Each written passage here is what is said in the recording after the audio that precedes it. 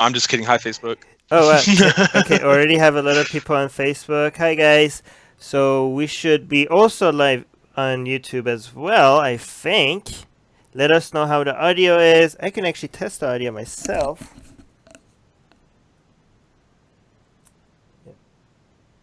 All right, yeah, everything looks good. Hi, guys. Hi, people on YouTube and Facebook at the same time. Let us know how everything is. How's the audio? I see Casey Atheist. Mike is on the live chat. Hi, Beach. Will is here. Celestial, Nightshade, Mars is here.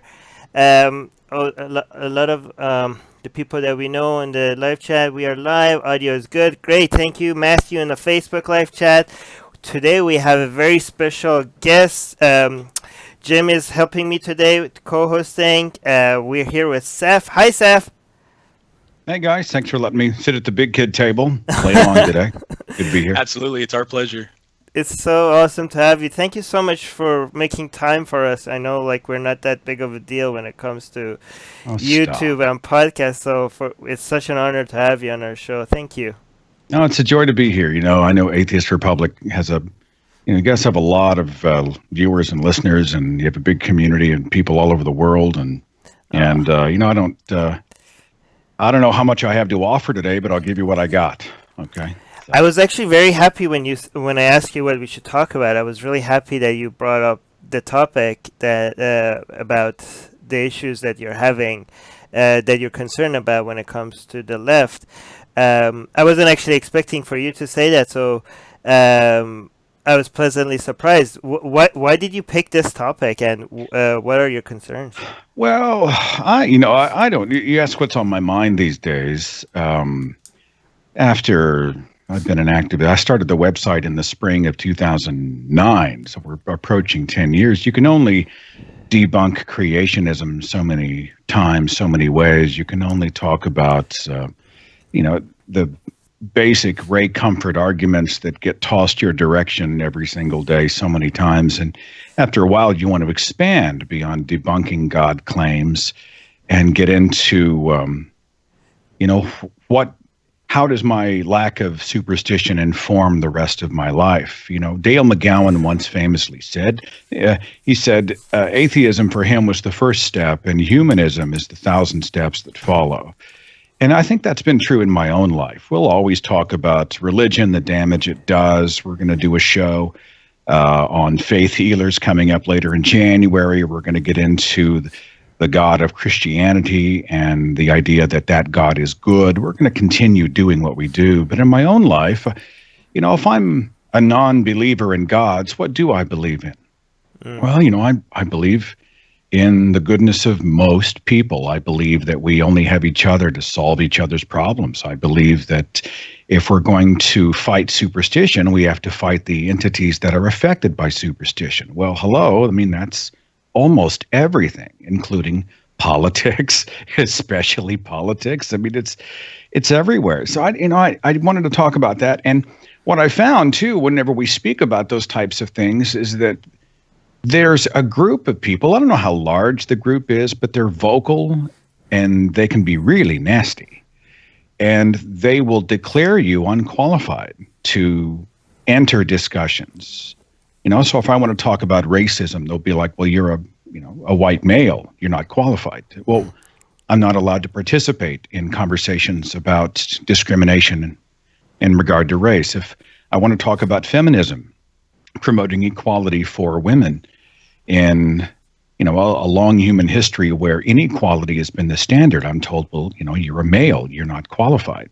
If I want to be an advocate for my best friend Corey, who is gay, or I want to be about trans rights, they say, well, you're a cis male, you're not qualified, you can't stand with us. And I was just struck by the tendency and this eagerness that so many have to sort of divide and say that, no, we don't want you as an ally. You're not qualified to be an ally for us.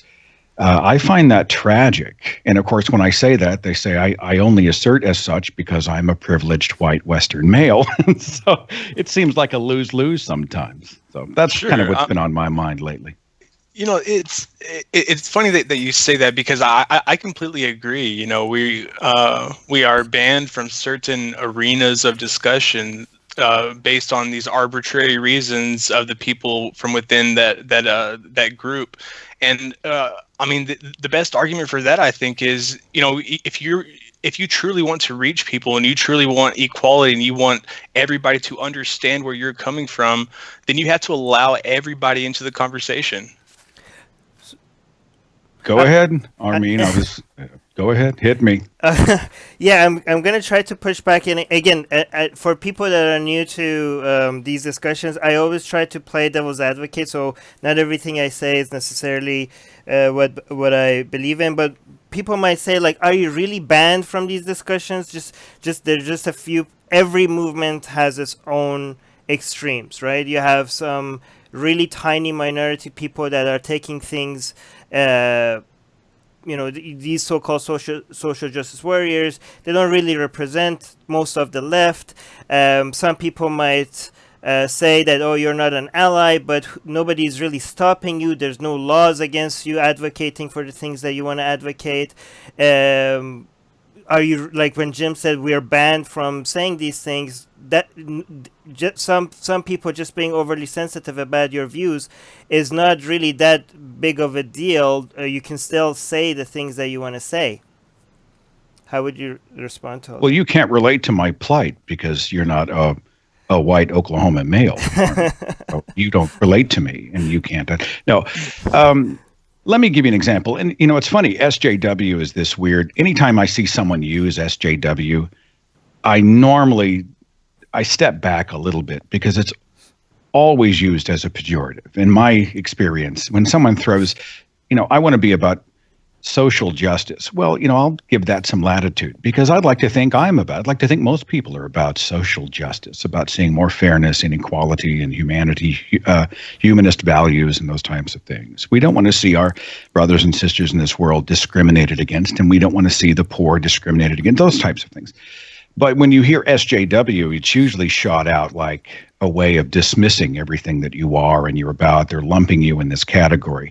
Let me tell you a short story. I was on Twitter last week or the week before. We were talking about some tweets that Yasmin Mohammed had been posting about how Western feminists shouldn't be celebrating the hijab, thinking that it makes them look more woke. And I agree. I think, we're not ever going to tell anyone what they can and cannot wear. The whole point is that you don't tell anyone what they can and cannot wear. But the idea that we would prop up a symbol, a tool of dehumanizing people and say, hey, aren't we progressive? Aren't we woke? We are now embracing the Muslim hijab or the hijab in general. And I'm like, well, we shouldn't celebrate this. This is a noose around the necks of people. This is a way of removing identity. This is a control mechanism in Islamic theocracies around the world. And until that barrier is broken and until those people are liberated from the hijab, from the mandatory hijab and other coverings, it's wrong to have a party over this particular symbol. And you should have seen the responses that came out. First of all, many people were straw-manning the hell out of me. They were like, why would a man tell a woman what to wear? Which I never said you shouldn't wear it. I'm saying let's not as a culture celebrate it. And other people said I didn't have a right to have a conversation about these things or to post about it. One woman who was adamant, she said, why can't you just be quiet? Her words. And I thought to myself, I would think that if you are an oppressed culture, I mean, if I was to be an advocate for like this young lady who was trying to escape a family who was threatening her life. I want to say her name is it Rahaf? Yeah. Who was trying to, get out of the Kuwait airport. And she knew that if she'd been turned back over to her family, they would kill her, possibly by beheading. They threatened her life. It was a life and death struggle. Does she care if I'm male or white or if I was born in Oklahoma or if I'm a Democrat or Republican or any of those things? No. If I'm being her advocate, I'm a fellow human being. We are all the human race. And I would think she's not going to have these bizarre and counterproductive purity tests in place. She's not going to be, oh, I'm sorry, you're a dude. I don't want your help. I think she would gladly accept and appreciate and embrace that help. And why can't we all learn from that example? Let's help each other. And forgive the long answer, but I want to throw this a little extra onto it. I don't know what it's like to be her. I don't know what it's like to be an apostate who fears beheading for being an apostate. And I'm an apostate. The consequences in my life are social. But, even though I don't understand that, I know what it's like to be afraid. I know what it's like to feel loss. I know what it's like to be in a strange place. And I can learn.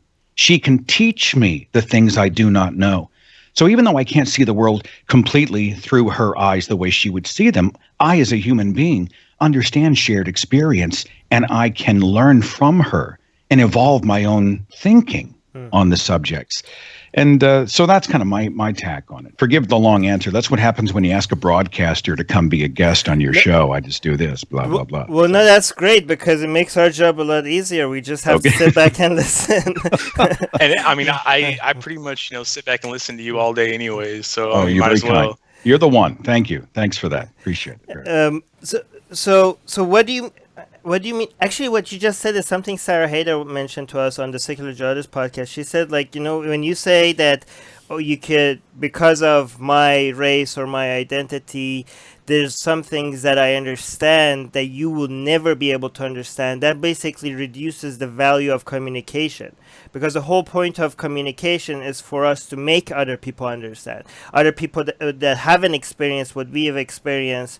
That's the whole point of communication. Maybe you could say that you will never be able to feel what I felt, but it's not. But to be able to understand it, I mean, there's the statistics, the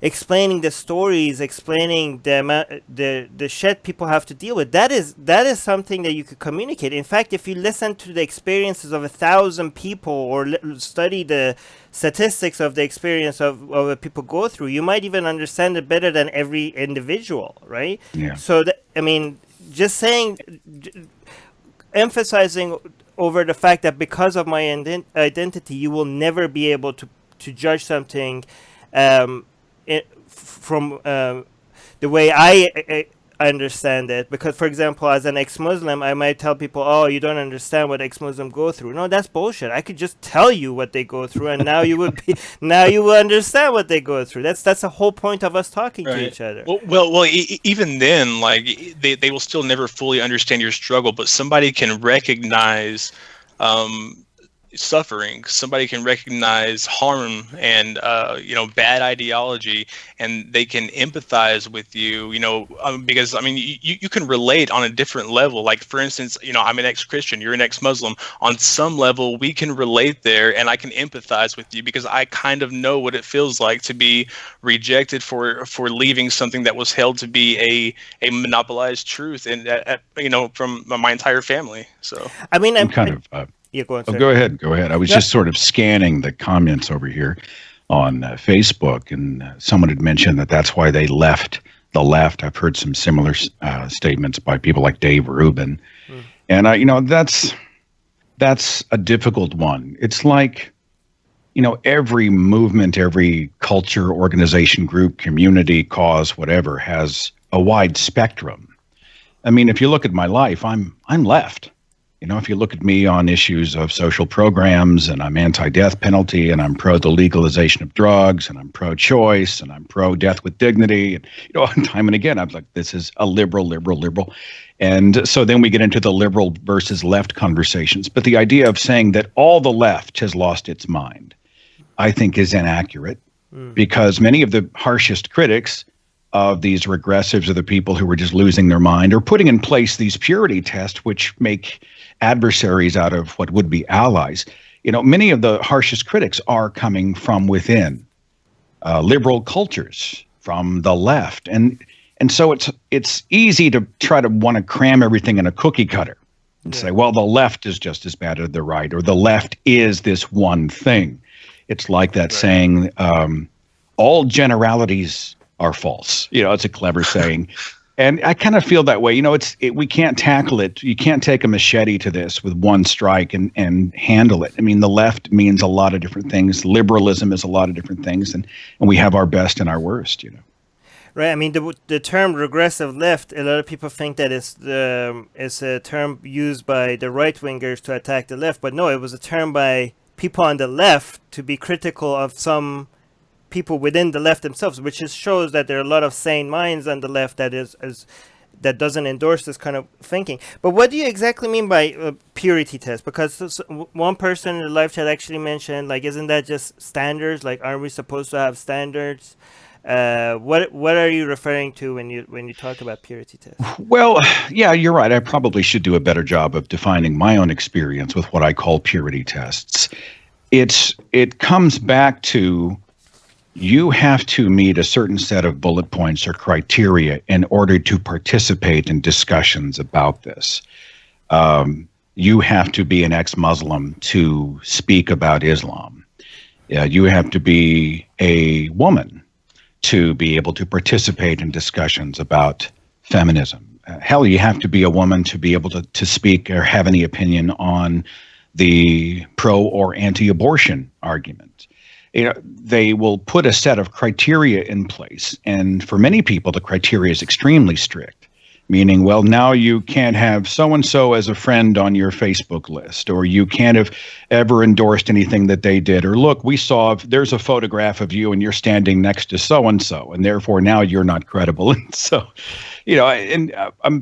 I'm trying not to be hyperbolic about it, but there are some people who are just that freaking anal. And I think to myself, when did we lose the ability to sit at the table and be adults and even passionately disagree with each other?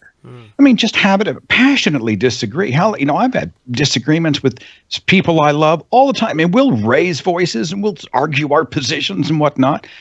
But at the end of the day, we weren't enemies. And especially in the Twitterverse, in the social media verse, there's this eagerness to create adversaries and even enemies with people that I think often should be our allies. And I struggle with trying to figure out why. I wonder, why would somebody rather, does it make them feel empowered to piss all over somebody else?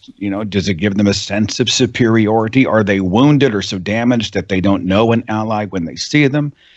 I mean, I'm not a, psychologist. Hell, I'm a sociologist. I don't really know.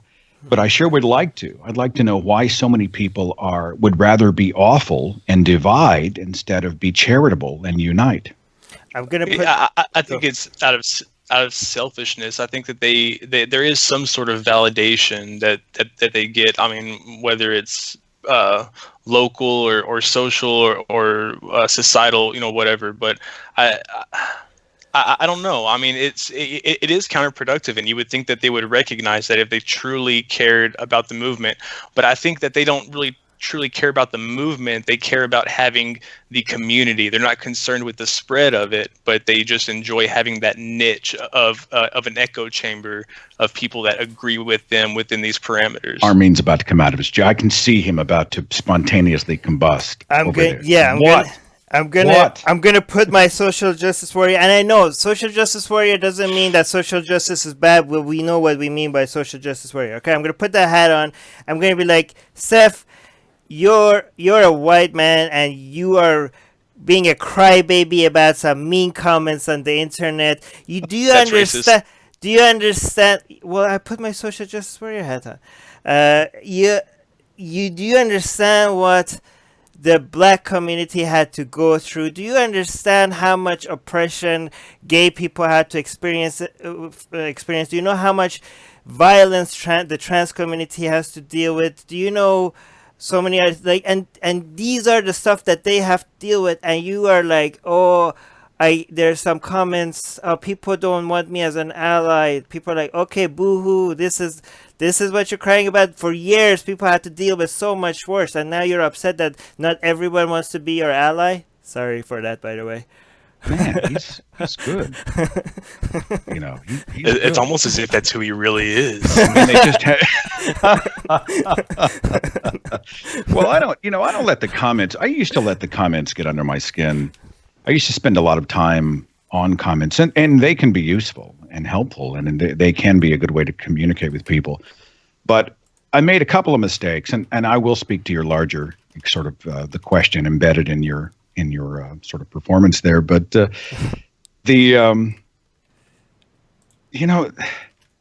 I used to have this naive belief that if only I explained this one more time, if only I'm better at articulating my point this time and helping them to understand what I'm thinking, then everybody will soften and they will speak to me like a human being instead of just an avatar, a one-dimensional thing on the computer screen or a two-dimensional thing. And they will and we will all sing happy songs, and there will be light and cloud and sunflowers will fall from the sky. I had this sort of utopian idea that, if I'm a communicator for a living, if only I could articulate exactly what I'm thinking. And I won't get into them, but I'm thinking of a couple of specific instances where people were throwing a lot of shit all over me on my name. And they were like, Seth is this and Seth is that, Seth, blah, blah, blah. And before you know it, because I had not condemned person X, I was now, someone called me a white supremacist or a rape apologist or something. I mean, just horrible stuff. And I would go in good faith and I would say, well, look, everybody's been kind of shouting, let's stop for a second. Let me tell you kind of where I'm at.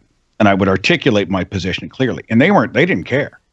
It was more important for them, I think, to maintain the false narrative than to implement any kind of charitable listening. And I think what's interesting is part of me wonders if I could have sat across the dinner table with them instead of being online.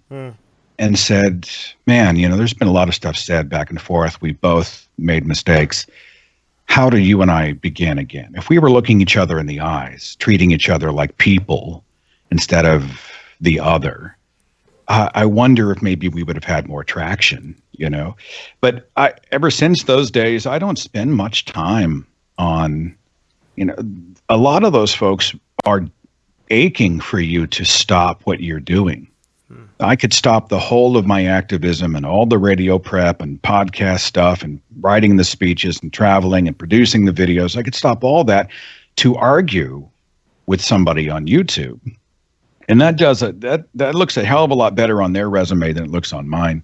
And it also is a tremendous waste of resources, because if all they're looking for is agitation, argumentation, validation, instead of really talking about ideas, we're not going to get anywhere. And so I don't spend much time on them anymore. If I do respond, quite frankly, I like to use humor, which appears to drive them batshit crazy. It's awesome. If somebody's coming after me with some horrible thing, you just, you wink at it and you smile at it and you go, all right, have a nice life, and you move on. And they don't get what they were looking for. They don't get the response they were hoping for. And I'm busy doing other stuff. It seems to just make a few people had just popped an O-ring. They just went off and wrote, who knows what they've done. I try not to give them much oxygen these days, because oxygen is what they crave, So first let's thank them before it goes too far up, before I forget. Milwaukee Atheist, thank you so much for the super chat. # Blaze it for Jesus. Okay. Hey, look, I have a blunt roach. Does that work? Jack in the live chat is saying it's a legal state. I'm in Oklahoma. Jack in the live chat is saying purity sounds like no true Scotsman approach, even in the trans community. Oh, by the way, Drac is a trans man, so he's saying even in the trans community, I face this for being a trans man who passes and live stealth. Basically, stealth is like a trans person that is not often people can't tell that they're trans. So he said, like, he even as a trans person, he gets shit from the trans community for being a self-trans person. It's a bad approach for progress. So I think what the rebuttal to what I'm saying is that, this thing is real. A lot of people seem like what I was my devil's advocate was to suggest that this is not that big of a deal. It's a minor issue. But I think anybody that has even pushed back a little bit against some of these narratives have seen how big the reaction is, right? And for most of us, for us, it's not a big of a deal. I mean, we get hateful comment all the time, but we have to understand that for new activists, for people that are not activists at all, but just have opinions on this thing, this is not something that they want to deal with.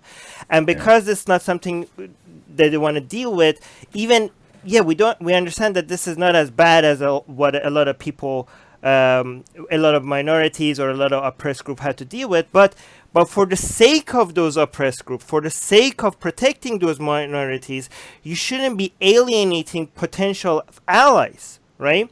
This is not about us being hurt by mean comments. This is, again, for the sake of these minorities and for the sake of these oppressed groups where there are. You can't do this alone, especially because you're minority. You need the help of the majority. And you get the help of the majority by not making enemies out of people, well-meaning people that might make mistakes here and there.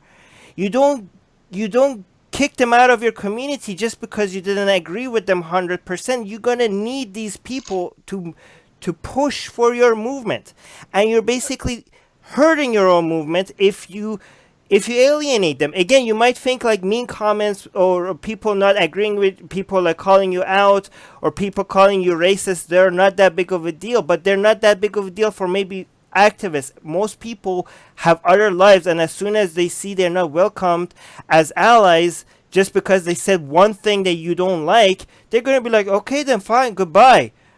And those are people that you need. Anyways, that was just a response to my own The problem with Armin is he never really says what he's thinking. Come out of your shell and be yourself. That was myself. I declare. Yeah.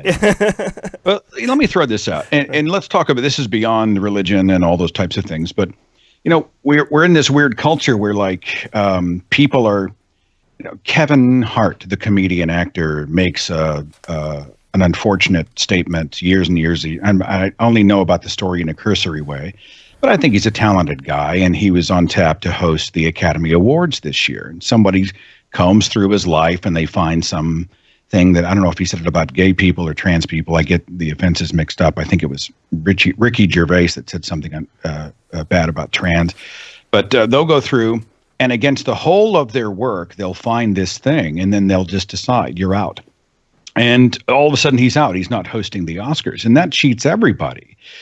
Who in their life hasn't made a misstep, a misstatement, said something in the heat of the moment? And again, there are people right now mashing at their keyboards going, well, what about those who have a pattern of, then what about the Nazis? And what about you doing? And I'm not talking about those people, right? This is part of the problem. I'm talking about people who are human, who made a mistake. And Kevin Hart came forward and said, I am sorry I did this. I'm so sorry. And it won't happen again. That's all I need. Because the whole of the rest of his life looks pretty good. I'd like to see Kevin Hart host the Oscars. But we're in this weird moment where now, with all of our lives sort of documented and on the record, including our mistakes, we are living in fear that we won't pass the purity test of whoever decides that the tweet you made in 2015 or the thing you said in 2016 or whatever will disqualify you from being who you are, being effective in the rest of your life. That is something I'm tremendously concerned about. The good news is I do sense there's a bit of a backlash against it. I think people are tired of this sort of insanity. I think they're talking about purity tests. Did you see that the organizers of the Women's March canceled the California chapter of it because they thought it was too white?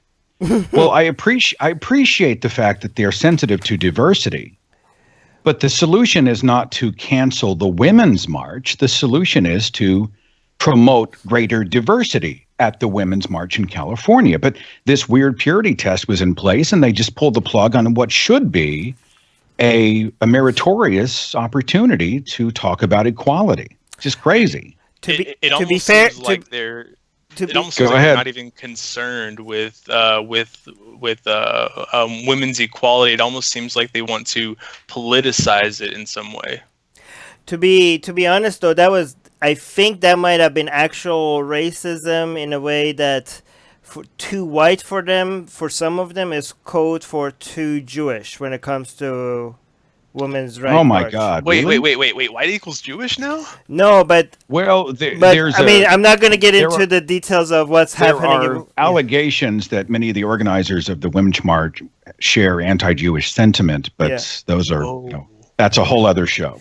Yeah, that's an angle I had not heard, but it's something I think we should explore, and if that's the case, that's a whole other party. So. Right, sure. But you're right that it looks like this whole social justice warrior. I don't know what to call it. Regressive leftist mentality is dying down, and that's a good and a bad thing. Good thing is, well, and the reason why we think that is because we're looking at Generation Z, and these are basically kids that are just rebellious, and when they see the world is being sensitive about something, it's in their nature to be like, oh, this is the thing that if I talk about, everyone's going to freak out about. So this is exactly what I'm going to talk about. And it's actually, so they're going to the very extreme other side. Like if you actually go look at what the things that they're posting, like on TikTok and some other places, you see black kids trying, like going out to get the most reaction. They're being racist to themselves by picking cotton and stuff like that. These are people that are trying to get the most reaction, and basically when the left is trying to be like, this is the sins that you shall not commit, these kids are like, okay, those are exactly what I'm going to do, and this is what the reaction they're going to get for these Generation Z. I see like a lot of videos from girls posting videos of themselves making fun of women rights and going in the kitchen, videos of themselves posting, going in the kitchen and like making jokes about, this is where I belong, I'm gonna make you a sandwich, stuff like that. And a lot of people are confused watching that. Why would these people do this? This is against their own community. But the reason why they're doing it is because you're communicating how sensitive you are about it. There's a lot of videos of kids posting about, gender issues. But the problem so the good news is that there's a reaction to it. The bad news is that because the left is giving credit to the left, the left is responsible for starting a lot of movements that were worth starting, right? Like the gay rights movement, trans rights movements, women rights movement. But because these people have claimed ownership over it, and now they're associated with this movement, once they go down and once they're unpopular with these kids, they might also hurt the credibility and the popularity of these valuable movements. Like a lot of the next generation might want to distance itself from, for example, trans rights movement, which hasn't even picked up yet, and they might want to distance themselves from it because they see it as something that the regressive left does. What are your thoughts on that? Yeah, I think there may be some truth. I haven't seen the videos that you're talking about, but I mean, the young and attention-seeking and the rebellious will probably always find the sensitive nerve, and they'll strike at it. I think it speaks to a larger question, one that I asked, I think, back in the last part of last year, about offense. I know Ricky Gervais has talked a lot about offense. Is offense given or is offense taken? Meaning, if you are offended, how much of that is on you? And this is another tough one, because I'm a speech guy. I think even the worst speech, I mean, free speech laws are here to protect not just the speech that we love, because that would be ridiculous. It has to protect the worst of speech. And then we have to be mature adults in the room. And we can decide what to do with it. And we can even vehemently, passionately protest against it in a free speech culture. But there is an offense culture that I think gets tripped up on every pebble in the road. They get hung up on, and I'll see it when I'll post about the most innocuous thing. And someone will say, well, this is offensive to so-and-so, or this is offensive to this particular demographic, or this could be construed in such a wrong way.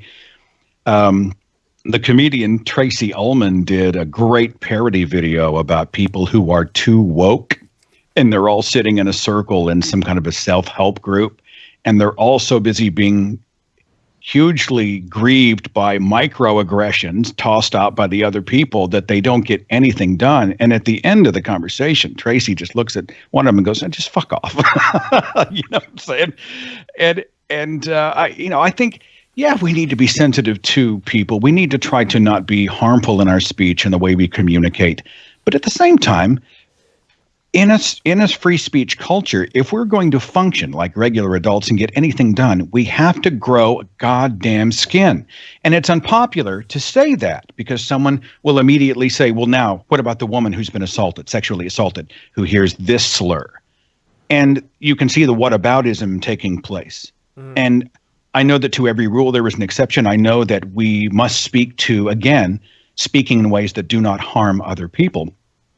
But there's a lot of, I refuse to let this word have this power over me anymore, or I refuse to let you manipulate me. It's like when someone says, I couldn't help myself. I just had to punch this guy.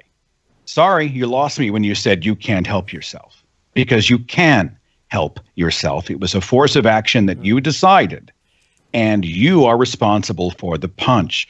So can we treat each other with goodness and empathy? Yes. But also, can we hear something without running into the offense corner every time, somebody pushes the edge of the envelope? I think we have to if we're going to get anything done out there.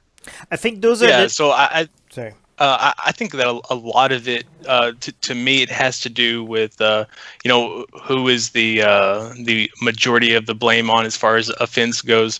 I mean, anything you say, somebody is going to take offense to it. You cannot help that. But I think a lot of it has to do with the deliberate action. You're going after this with purpose, or you're actually aware of the implications of your words. You know that it's going to trigger them. I said the T word. I'm sorry. You're going to trigger them.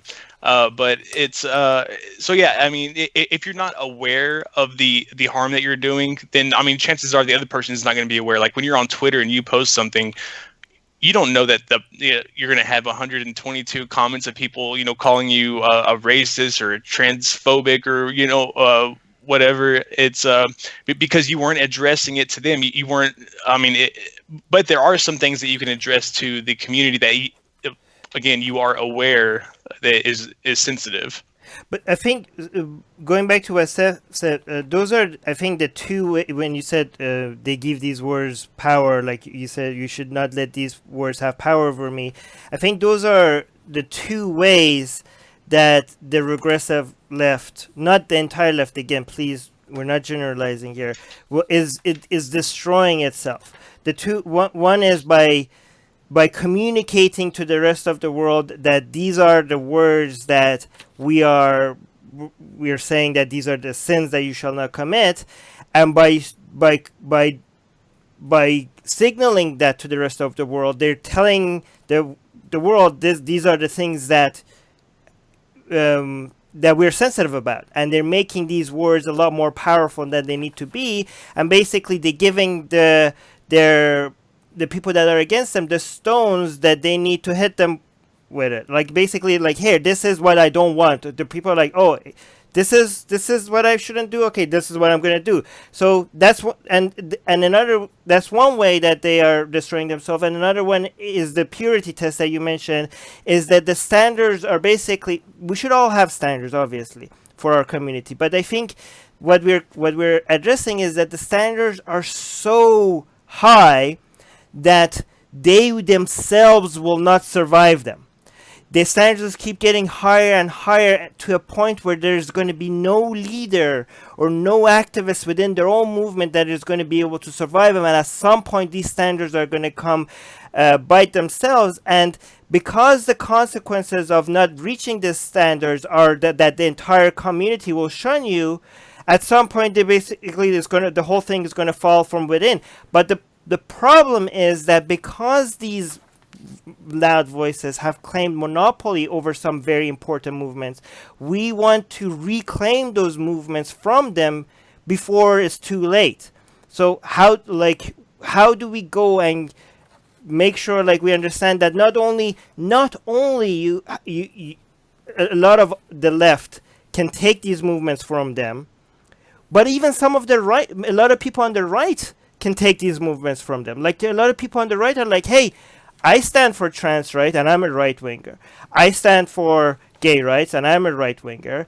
I stand for women's rights. They don't use feminism anymore because they think that's a dirty word. So they say women's rights. And I'm a right winger. So we just want to make sure that they don't claim ownership. How could we take these movements away from them before they? In other words, what you're asking me is, how do we fix the world? Okay. Well, when you think about this, Armin. Right. Jim, were you going to jump in? I don't want to walk on you here, pal.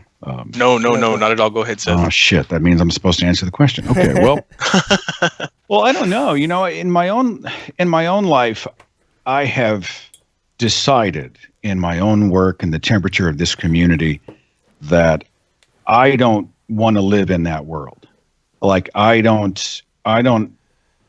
not going to allow the temperature of what this activism is to be quelled or muted by the most reactionary person who might hear or see it.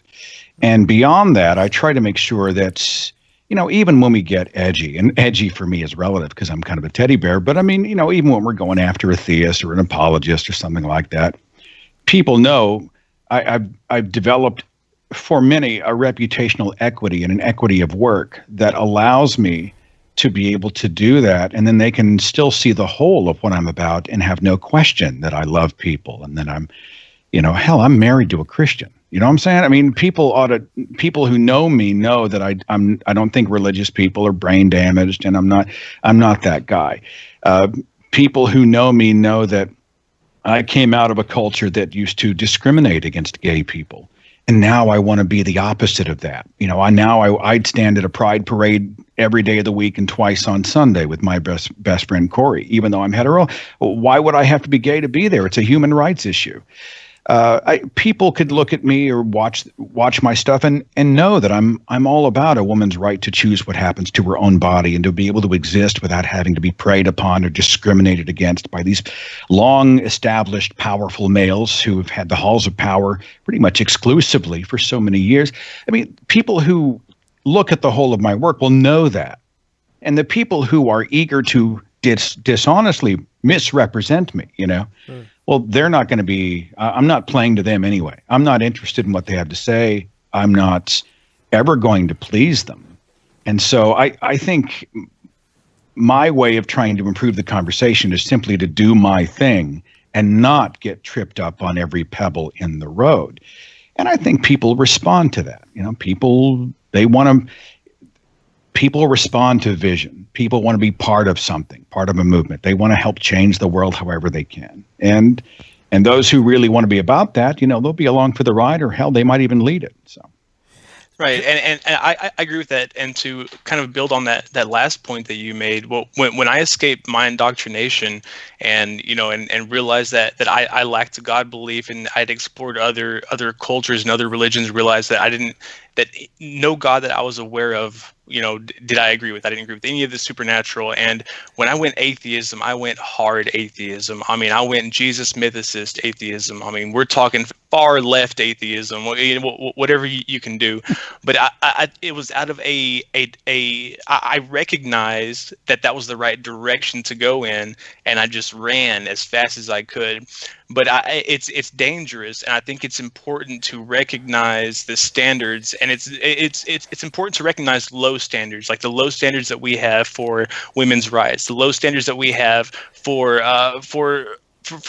pretty much every systemic issue that we have. We need to recognize that it is a low standard, but there is a line where we can raise that bar too high to the point to where it becomes unidentifiable as a valid movement. So I'd like to see, you know, my buddy Matt Dillahunty has a great phrase, and I'm sure he borrowed it. I mean, where it's been around, but charitable listening is something that is so desperately needed.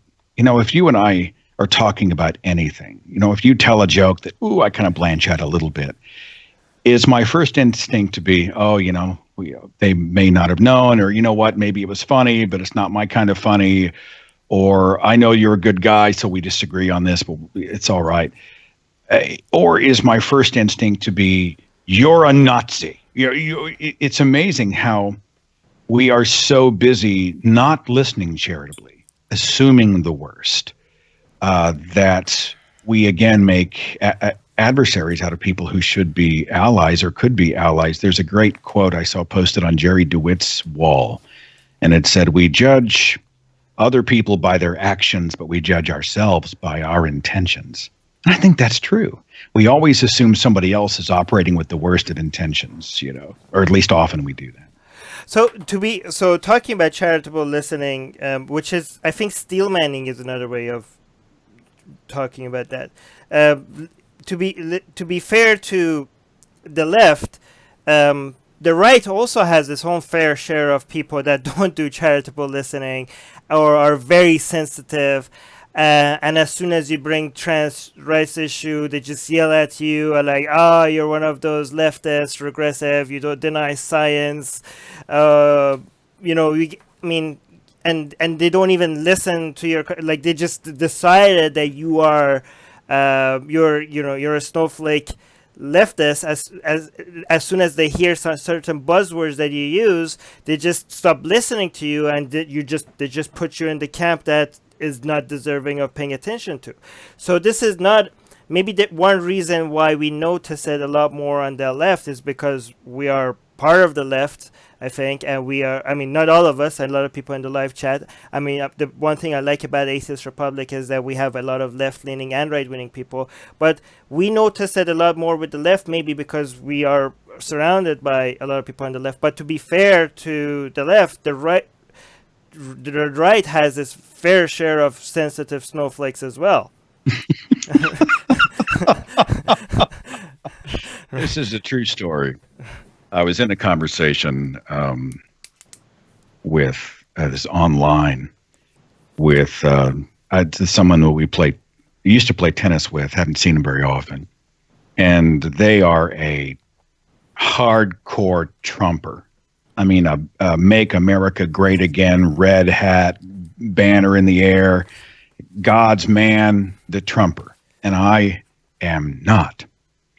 And so anyway, she was posting something, and I just had to jump in, bam, with a kind of a refutation, because it was very much these sort of Trumpian talking points. And her husband all of a sudden jumped in, and he had this big thing about those liberals are all brain damaged, and you have no morals, and blah, blah, blah. It was this wild rant that he was on.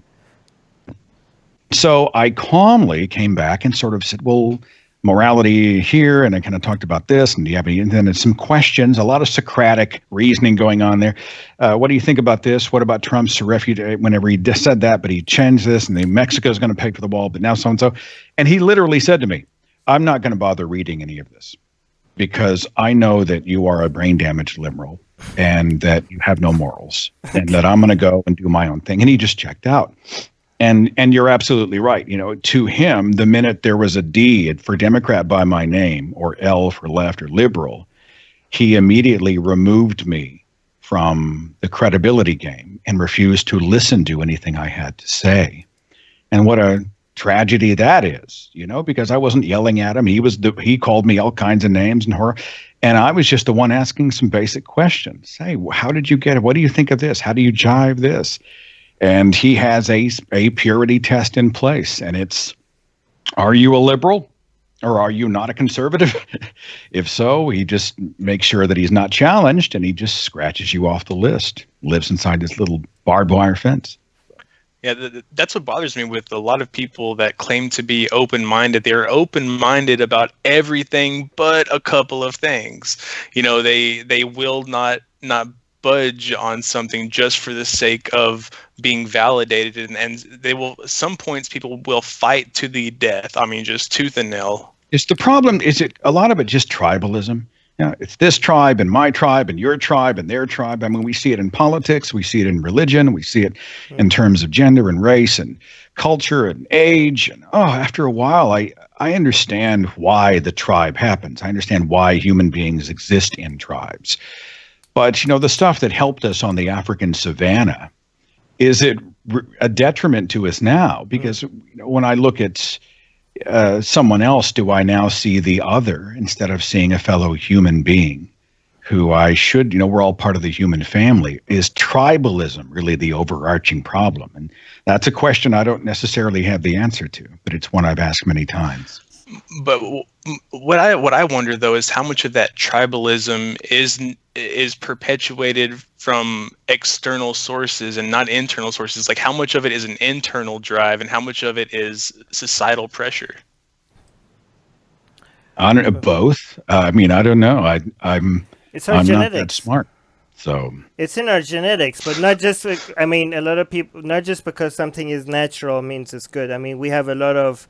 It's in our genetics to also kill each other when we annoy each other. Also, it's on our genetics. Pattern seeking is in our genetics, even when there's no pattern there. Doesn't mean it's useful. It's actually a lot of our conspiracy theories or God beliefs comes from pattern seeking, which is used to be useful at some point, but now it's.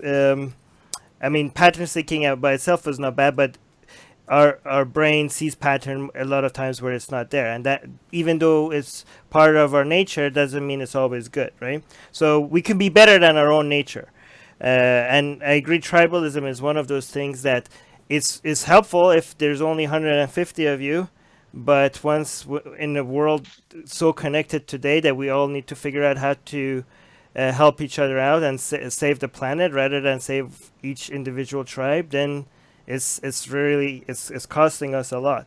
I'm going to play another devil's advocate. A lot of people might think like our focus is on the wrong, even if this is an issue. We are living in the age of Trump. We have right wing politics in power.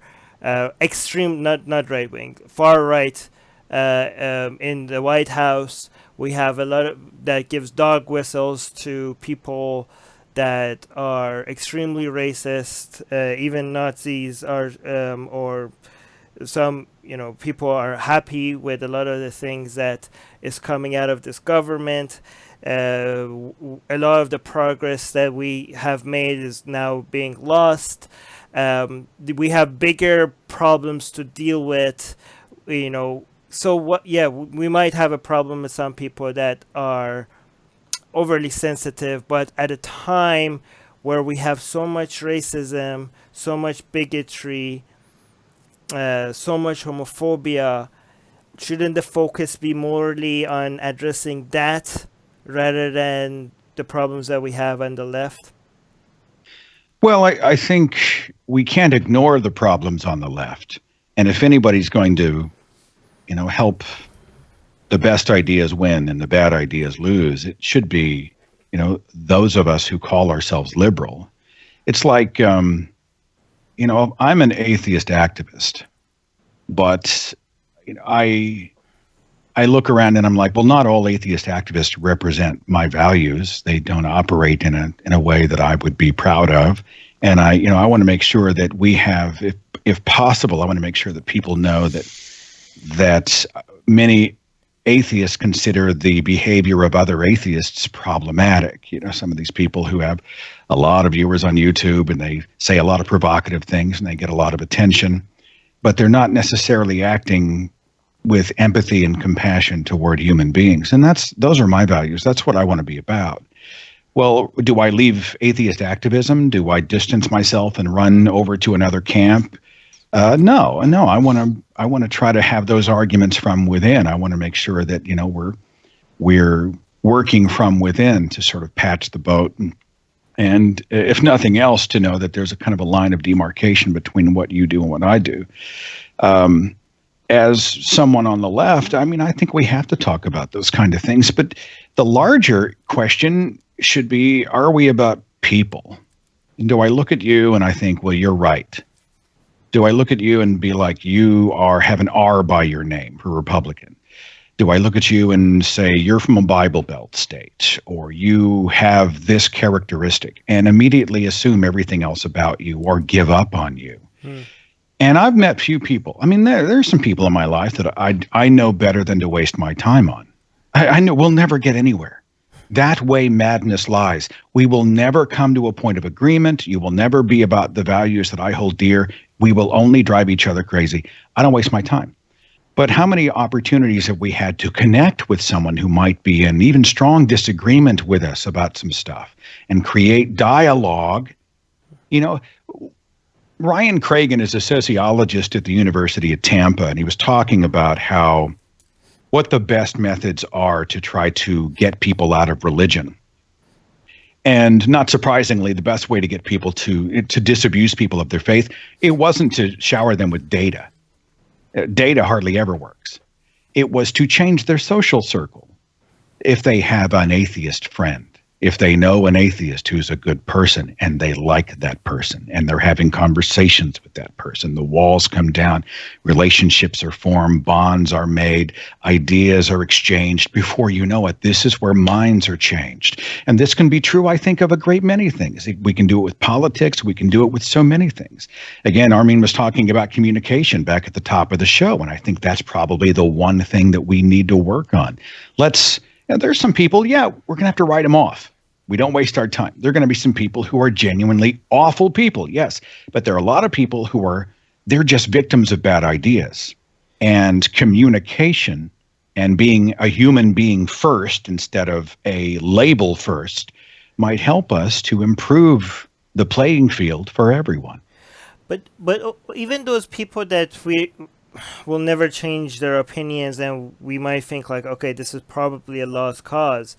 I think to them we could, even conversation with even them is important because first of all we could show to people there's a lot of times there's an audience that we might change their opinion just by listening in on the conversation, even though the person we're talking to is never going to change their opinion. I buy that, yeah. Or also like there's sometimes, for example, I talk to a lot of people that we have passionate disagreement with, and I know that there's a very low chance I'm ever going to change this person's opinion, but I try to get along with them while disagreeing with them to demonstrate to people that, hey, look, we very much disagree with each other, but we can still be civil to each other, right? So even in that situation, the goal is not to change the person's opinion, but to show to the world, to show to your audience that, look, we are completely on the polar opposite on this view, but we get along. So it's possible to get along with people that you have complete disagreements with. Yeah, so, there's probably some merit to that. I mean, sure. If civility in the arena of ideas and being able to be adults about it, sure. I can go there. What do you think about, so in response to my devil's advocate that this is in the issues with the right is more important right now than the issues with the left, I think if you focus on the White House, that's a very narrow view because what I think even if this regressive left attitude is not the common attitude on the left, even though they're louder than most of the left, I do think that they are overrepresented in Silicon Valley. When it comes to the people that are there, that the people that are deciding the terms of conditions on their platform, to me, because you mentioned the importance of dialogue, and the people that are there, they are basically the policymakers for what kind of dialogue is allowed on a global scale. Like this is beyond U.S. politics. We're talking about conversations that people are having in Philippines, in India, in Saudi Arabia, and this really tiny city, and the ideology that of the people that are there is now is showing how powerful, how representative it is in the terms of conditions, especially more recently where we saw how united they were when it came to removing some people from YouTube or Twitter or Patreon. So this is, to me, that is more important because they are, when you talk about Trump, you're really focusing on one country. But when we talk about Silicon Valley, we're talking about the entire freaking planet, and the ideology on the far left is way more influential there than on the right. But you're talking about, like, as far as deplatforming people, you're talking about, as far as the right wing goes, some of the people who are being deplatformed, their ideologies, no matter how false they are, have real world implications. For example, Alex Jones perpetuating the whole Pizzagate myth that there was this child sex ring going on in the basement of this pizza joint, and this guy comes in there and shoots up the place because he was listening to Alex Jones and he thinks that there's a child sex ring there, and he's going to go in there and be the hero and end it all. So when these exactly. So I believe that there is a level, if you're perpetuating something that is virtually false and you are positing it as truth, then as news, then I believe that. I mean, you should be deplatformed because, for one, it's not the government doing it, so it's not it's not against. I didn't say Constitution. That's so U.S. focused to say that.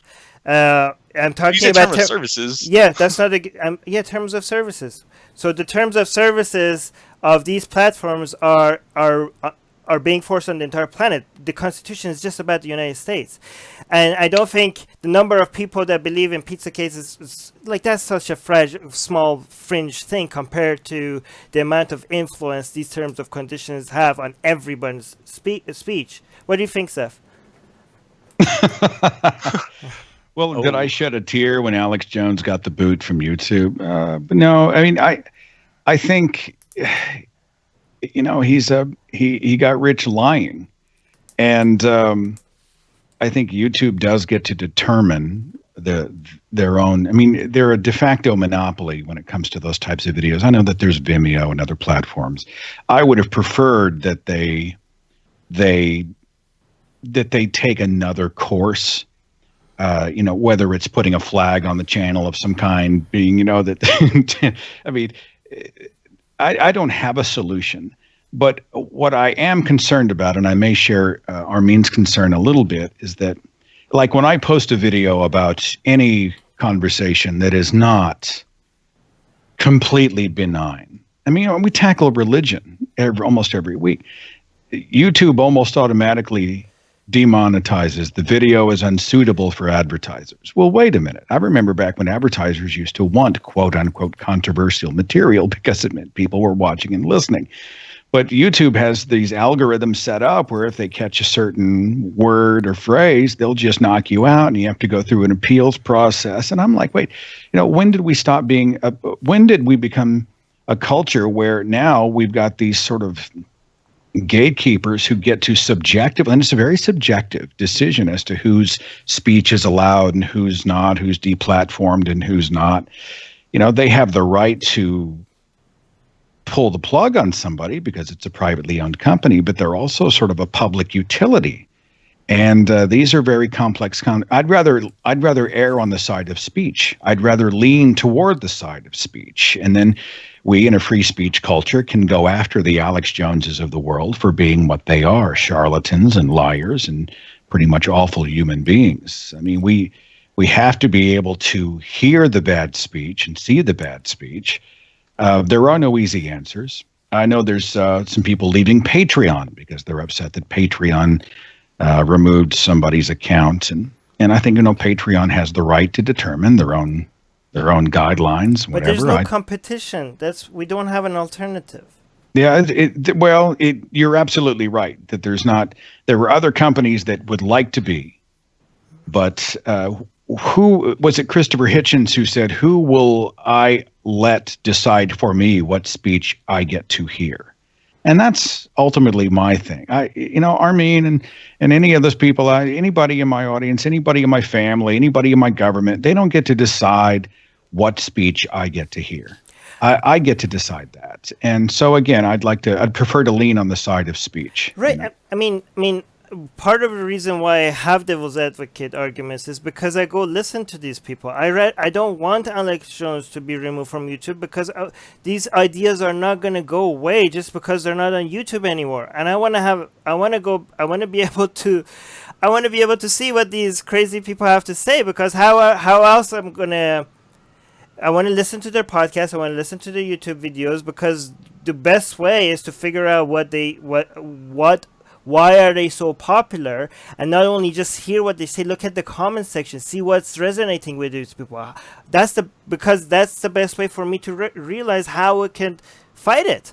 If he wasn't on YouTube, we wouldn't have the Gay Frogs remix video from Alex Jones. This is true. I have to post every 6 months because it's one of the funniest, greatest things I've ever seen. I love that remix. I like his Bon Iver remix that he does. It's like a little indie kind of pop thing. They're making the frogs gay. I don't remember how it goes. Don't make me do it. That was awful. Rewind that. I just edit that out. The problem, it's so subjective. The guidelines are so subjectively applied that it's like on Facebook.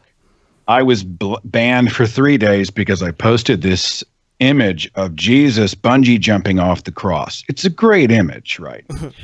And some people subjectively decided that they took offense, right? Whether or not I'm offensive, they took offense. And so before you know it, they click a bunch of stuff, the algorithms kick in, and automatically, without any notice, I'm banned for 3 days.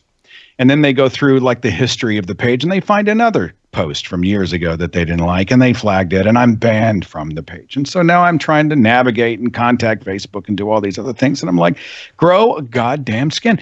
When in the world did we become this culture that can't deal with the most basic of words and thoughts and images, even the offensive images? We have to be able to exist under a free speech umbrella along with them. And then that's when we fight against them. And, whenever satire and the mockery of the sacred and criticism of religion becomes offensive, someone subjectively decides that, and then boom, before you know it, the same thing happens to you. I'd much rather err on the side of speech. Smithy in the live chat is actually saying something very interesting. Saying, I don't want these nut jobs in an echo chamber where I can't expose them in front of each other, which is a very good point. And to push back on what Jim was saying, this is not a free speech issue technically, because free speech issues is when government gets involved. But just because it's not like a free speech issue, it doesn't mean it's not an important problem that we need to solve. When we say, oh, these people have too much control over the dialogue, and people say, well, it's a private company, they get to do whatever they do. Well, yeah, but just because it's not a free speech issue, it doesn't mean it's not a problem. The problem is that these companies have a monopoly. They have too much control over what dialogues take. There are more people having conversation online than offline. And if these companies, I wouldn't have a problem with these companies kicking anyone they want off their platform if there was serious competition to each one of them.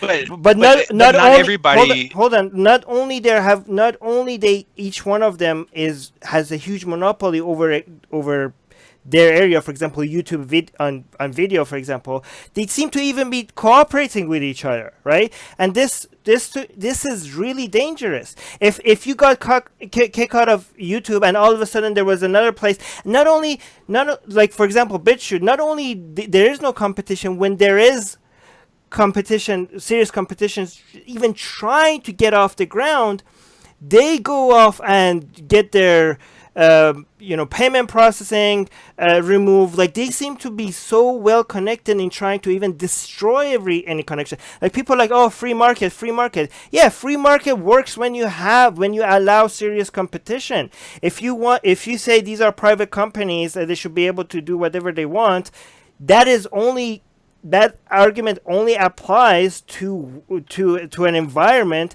where government comes and breaks apart monopolies or helps serious competition take place. That's the only.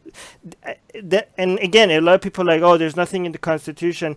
Yeah, but there needs. I mean, if we were worried about, if we had free speech laws, because we were worried about the influence of government over what we say, there needs to be now new laws for these kind of tech tyrants, because now they have even more influence over what we say than even governments have. Well, they don't have an influence because they're not themselves putting out content. They can guide that, yes, but they're not stopping anybody from creating their platform. But what you're arguing for is, for one, I don't I'm not quite sure why you mentioned the whole monetizing thing, like the whole access to it, like the whole, like it was a business or something, like they were a top producer or whatever. We're talking about an exchange of ideas here. So, and another thing that you're arguing for is that every viewpoint deserves the same amount of access access to viewers, which is completely false. No, there's I've nothing never that said guarantees that. you. I never said No, that. but you're talking about YouTube being a tech giant and a monopoly and taking it away. That's where all the content is. That's where all the people are driven to. That doesn't make a shit to me, because as long as you can go and make your own WordPress website and put up and embed your own little MP4 videos and express your ideas and spread a link on Facebook, for all I care, or whatever, or text good it to luck your with friends. that. People tried that, and people tried to make competition against Twitter, against Facebook, against YouTube. These tech giant. Hold on. I'm not talking about making like a social media platform. I'm just talking about making a website for your video. I didn't finish. They went and talked to their fellow buddies in the tech industry, and they removed their payment processing options. They destroyed their competition. Anyways, we need to let our guests speak more than we do, Jim. Honestly, I'm prepared to pay admission for some more of that. But what do you think? What do you think? Do you think then? I mean, I really don't know what we can do. I mean, I think I don't know. I've read a lot of articles about again, it comes back to, is it a private company that can operate as it wishes, or is it a public utility? And the difficult part is that it's both. It is so interwoven into the processes of our lives, into our businesses, for me, social media is a big part of how I communicate and get communicated with by the audience. It's both a platform and a utility, and I don't know. I don't have I don't know if anyone has an easy answer, but in my own life, I tend to lean more, let them talk, and in the marketplace of ideas, then if the awful speech is out there and the awful people are out there, even if they're making money, and it sucks because, Alex Jones made a lot of money doing what he did and promoting the awfulness that he did. But, people like us can then challenge it publicly and hopefully we'll see the best ideas win. That's really the best I've got. I don't have a solution. I don't have a magic bullet for how we solve this problem. Jack is in the live chat is pushing back against me. He's asking, at what point are we nurturing the creation of bad ideas rather than just seeing what they think? I think you're helping it grow more by kicking them off these platforms. One, because the only place where they're now gonna grow is in their own echo chambers without a serious challenge. Two, you're giving them the victimhood card by kicking them. I mean, when you kick people off platforms, a lot of people get more attracted to it because they think the only reason why they got kicked out is because there was no serious good response to it. People can't deal with them. People don't have a logical response to it. That's why they take the easy way out by kicking them off. And also these people that do kick off, they get look, come listen to us, see what we have to say that other people don't want you to hear. You're basically. Where are they going to listen to him, Matt Armin? So, oh my God, you're a tyrant, aren't you? You want to remove them for all of the places. How much of this ends up being a punitive strike? I mean, it's true. If you cut off a major revenue stream that you were enabling, so that Alex Jones is now doing what he does let's say he's in an echo chamber, but we know it doesn't matter. We know he himself is not interested in good faith discussions. We can scratch him off the list when it comes to any sort of mature, responsible engagement. I do like the idea that he has a much smaller pod with which to operate in his awfulness. The problem for me it goes beyond Alex Jones. It's about the sort of subjectively meted out determinations by these major companies as to who is worthy of having a voice. I mean, I'm not going to cry a tear for Alex Jones, but I'm not threatened by him either. And so, I think I don't have a solution. I mean, I'm threatened by people like Alex Jones and other people being used as an excuse to give authority to these platforms to completely control what the dialogue. And if we don't if we don't push against them when they go after people that we disagree with, it might be too late when they come after people like us. Yeah, and someone can decide that what we do is offensive, that we're breaking down the moral fabric of the culture, or what we do because we criticize the sacred could be construed as hate speech. Yeah, I mean, those things are hypothetical, but certainly in the realm of possibility, and we have to be aware of them. So, yeah, I mean, I really think that maybe there needs to be an internet bill of rights. Some people are suggesting something like that. I don't know. But have you heard about that? No, I mean, in theory, I would support something like that. I'd have to see the specifics, but it would be nice to see it treated more like a public utility and less of a private platform. At least balance the scales a bit. Jack is saying that's true, but look at what happened when Trump got free media attention because they thought folk would find him crazy. It backfired and created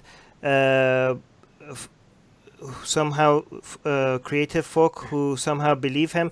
I would actually push back on that. I think Trump is a byproduct of the regressive left. I think a lot of that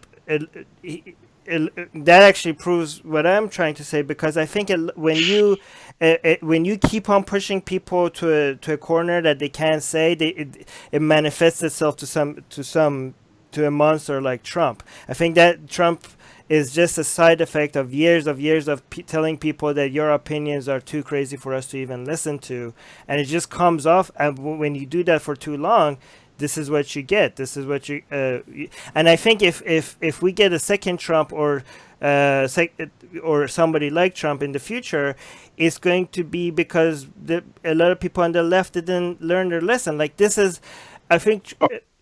Okay, hang on. Hold on. Okay, good. But as much as I enjoy watching the look on Jim's face, and as curious as I am as to what he's going to say here, and let me see if I'm tracking. And I agree to an extent.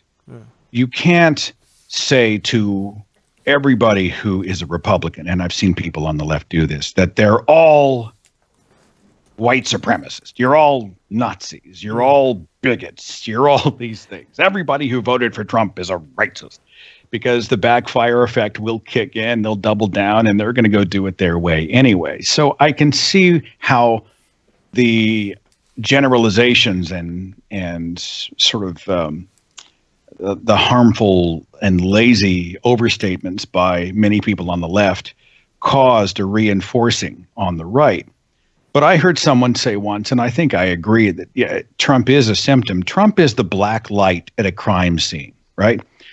Trump's presidency has exposed the awfulness that was already there.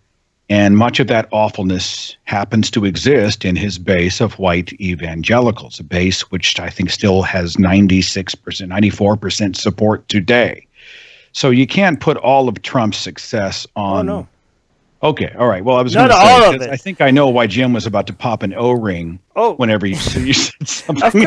Of course, not all of it, but I think that a lot of the people that, for example, voted for Trump it wasn't even a vote for Trump. It was like a vote against people that were not listening or paying attention to them. Well, in my part of the world, it came down to two. In Oklahoma, they hated Hillary. And they wanted to vote the pro-life candidate, meaning what they call the pro-life candidate. So it came down to abortion, and they hated Hillary.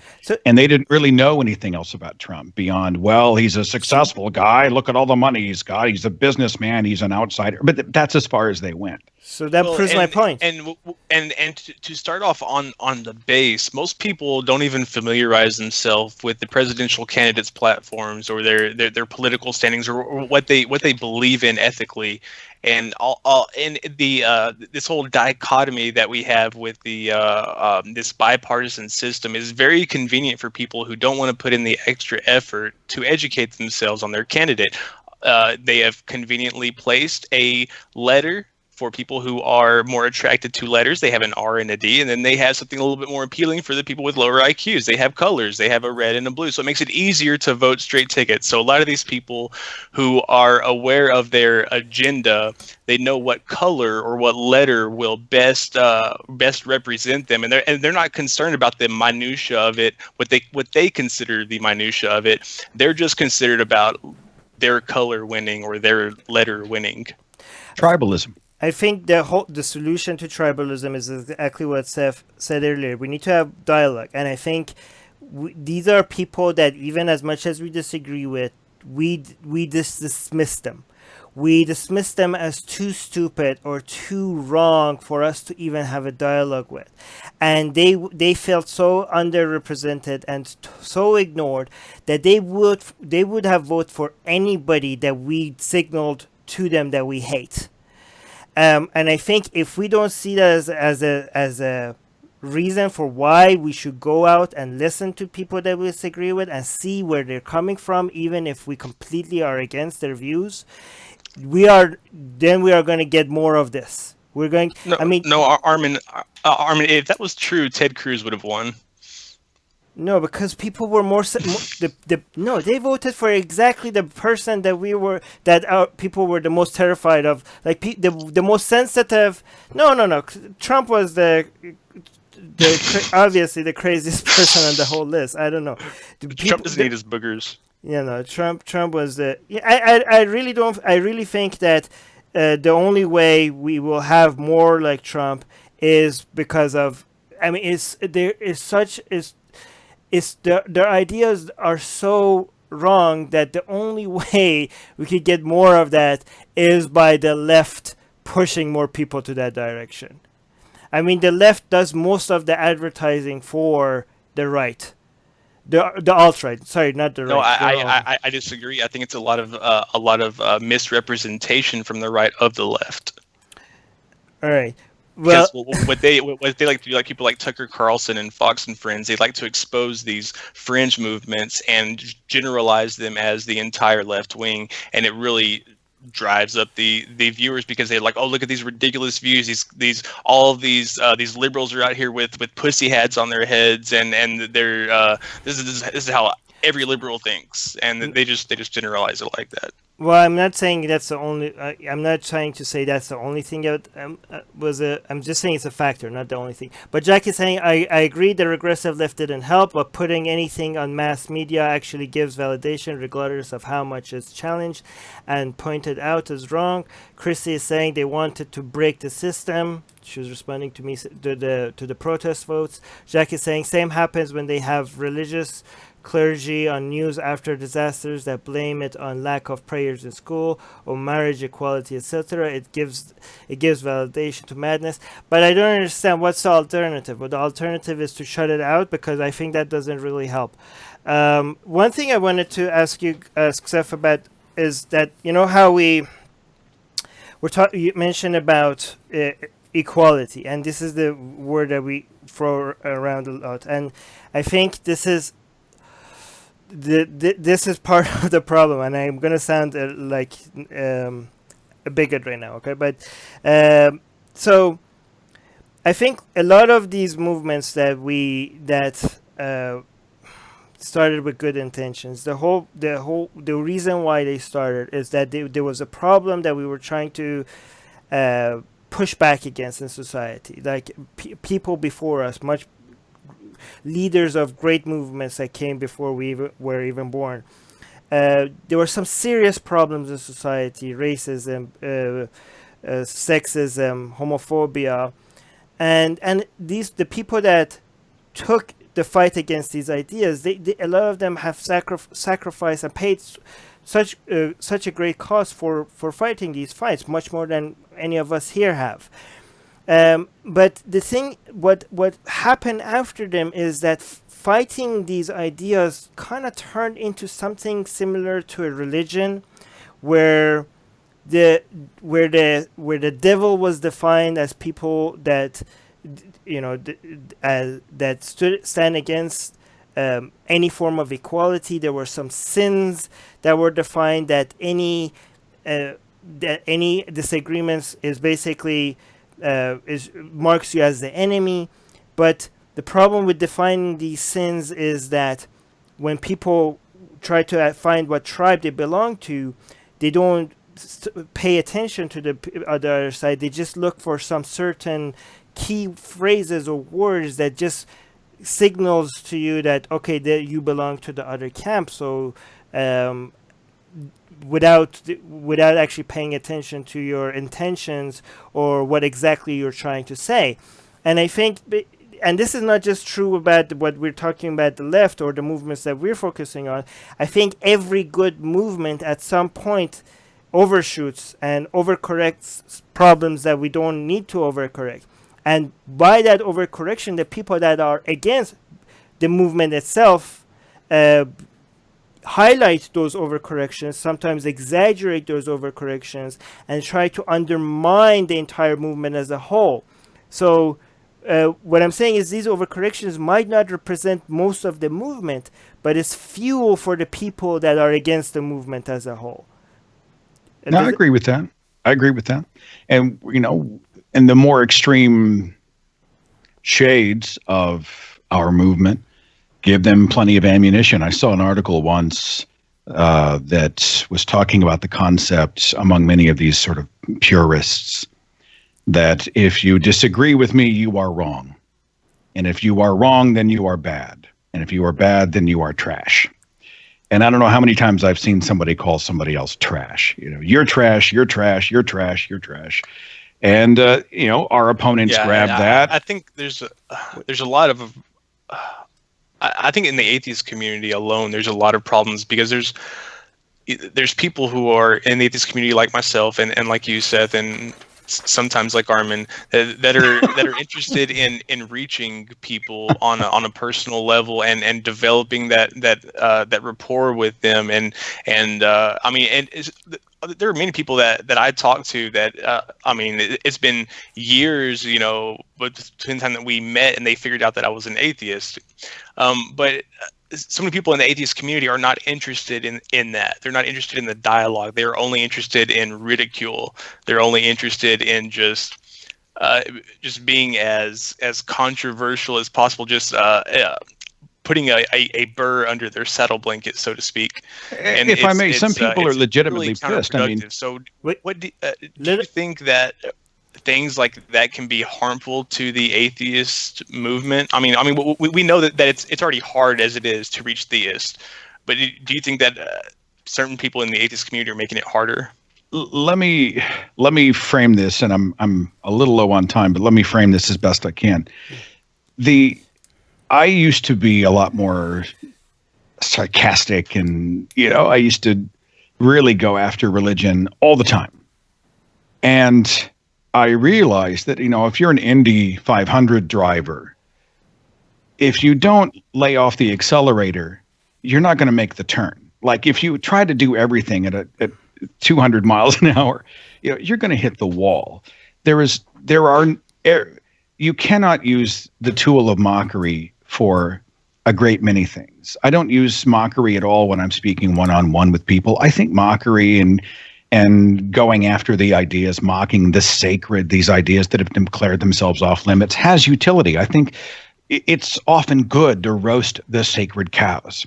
But I only do that on the big picture, and I only do it in specific circumstances. When it comes down to the one-on-one discussions, the two-on-two, the group sitting over dinner type discussions, the email exchanges, I never use mockery, because someone's going to double down and reinforce and they're going to stop listening. I understand why people do it. My earpiece is sliding out. Forgive me. I understand why people do it is because many people are genuinely pissed off at the damage done by religion. And they want to just, you know, set fire to the rape that's going on and being covered up in the Catholic Church, and the corruption and the multi-million-dollar televangelist and the faith healers who are scamming cancer patients. And they want to just burn them all down. And I get that. That's a legitimate feeling. But if we're going to change the world, we are then changing ideas. We're changing minds. And if we're going to change minds, we're not going to change minds by screaming insults at the top of our voice. We have to be human beings first. And that's that's been my focus here for 2019 already, and it's something I'm going to try to focus on moving forward. I think we need both, because a lot of people when you do mock them. I mean, we do see a lot of people change their opinions when their ideas are get mocked, and sometimes people that have left religion just recently, they just need some time to vent, right? So we need to create an environment for them as well, right? Yeah, I'll buy that. Yeah, I mean, it's situational. You just you just judge it by Yeah. But going to the 200 miles per hour comment that you made, actually, I had Jack on recently, who's in the live chat, and he was basically saying that a lot of people on the left are in a hurry to fix things, and basically saying that they don't have the patience to wait for people to, it's one step at a time. You have to give people some time to learn, to be patient with people that you disagree with, right? But and I think part of that hurry is the reason why, when these movements started, a lot of these good movements, the goal was equality and opportunity for all humans, right? But part of the way that to see if we're creating equal opportunity for everybody was to see that, to judge it by the outcome, to look at the outcome and see how are things changing. But then the equality of outcome all of a sudden became the goal rather than just the test, and providing equal opportunity to everybody is, for some people, switch to getting equal outcome by all means necessary. And when they say by all means necessary, means even by not just raising people that have a disadvantage, but also by putting down people that have an advantage, which pulling people down, because you're so obsessed with getting that equality. Now you're doing stuff that we find questionable, because now you're going against entire group of people that you thought had unfair advantage throughout history, and you want to make them pay, even though they were not responsible. They are not today responsible for that disadvantage. You think you have to bring them down, because anything that makes people equal is worth worth the end result. What do you think? Do you think that's part of the motivation there? Yeah, well, I understand what you're talking about. I don't live in the world where, it's utopian. It's not even utopian to think that we can create a world where everything is always fair. And if we lived in a completely level world, if we lived in a world where everybody had the exact same resources, blah, blah, blah, we still would immediately see a separation of people. There were people who have more talent, people who are more driven, more ambitious, who are wired a certain way. Or we would not see equality in how people behave. We would not see equality in the results of what they are doing with their lives. So, I think those who think that's this is why I'm a big fan of social programs, but I'm not a socialist guy, because I think, the idea of removing incentives for bettering yourself, and that includes professionally, I think the goal should be to create greater opportunities for everyone and make that playing field as equal as possible. But it's not on us to make sure that everyone has an equal result, because everyone will not. We will always find those people who will do more or do less, who will give and or take, who will improve and or destroy. And, it's not popular amid many progressives to talk about that. It doesn't sound like something a progressive is supposed to say, but it's a hard reality that, the idea that everyone is all going to be kumbaya as soon as they're given their equal portion is simply a fantasy. And it's honestly, it's kind of juvenile. It's not how the adult world works. Beyond that, though, there are so many people who have been held back by the boot of repression, institutionalized discrimination, so many barriers put in their way. Yeah, let's remove the barriers. Let's give them every opportunity as possible, so that then it can be on them to be whatever and whoever they wish to be in their lives. Wow, that That's perfect. I know you're running out of time, so Jim, Seth, you guys, any last things you want to add before? How much?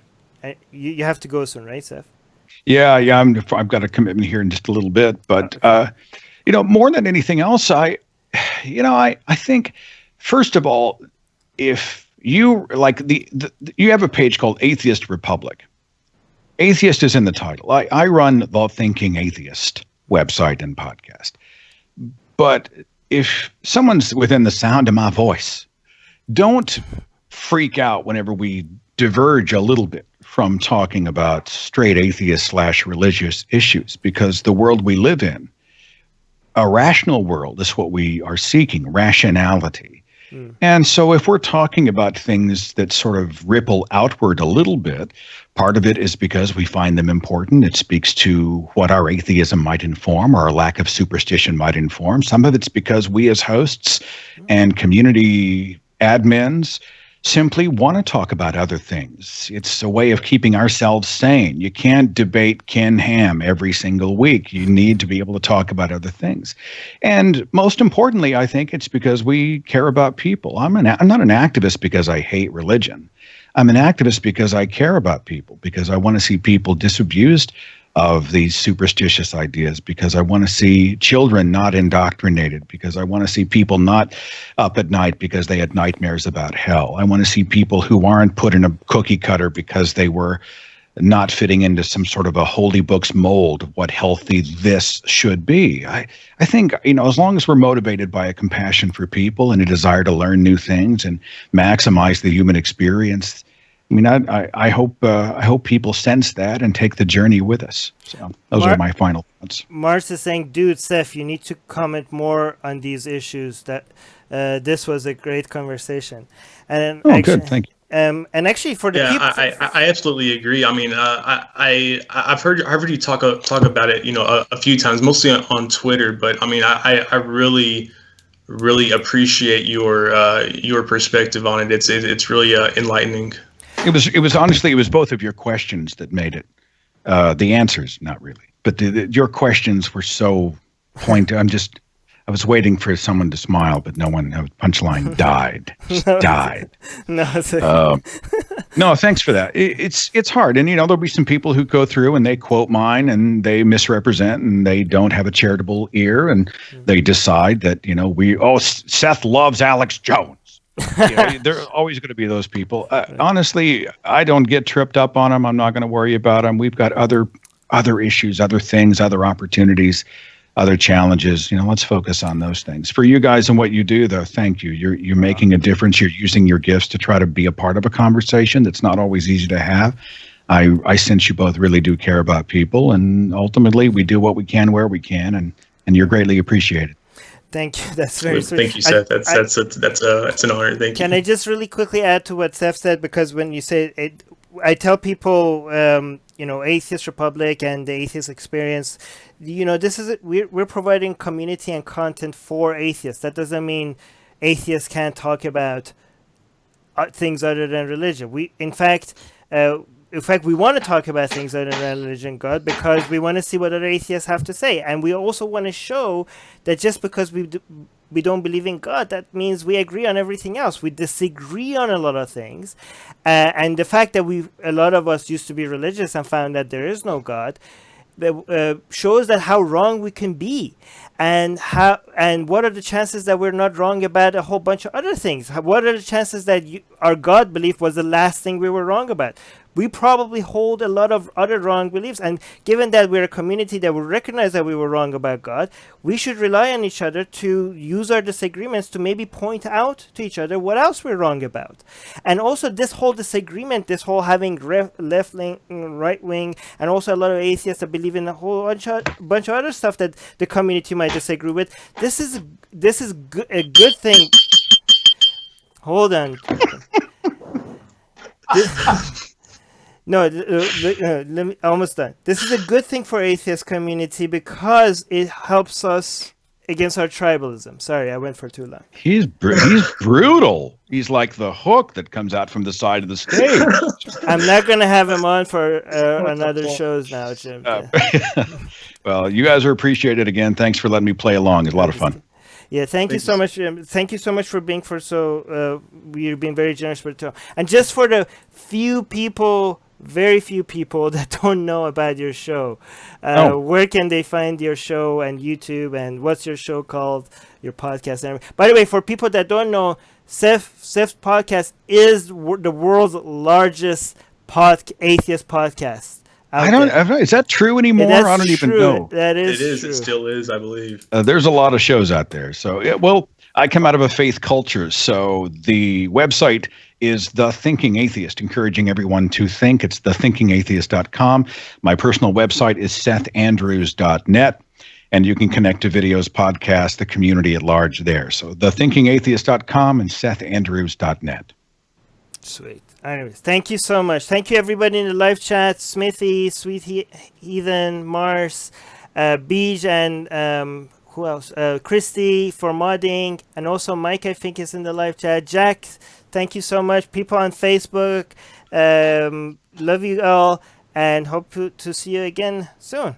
All right. Bye. Thank you.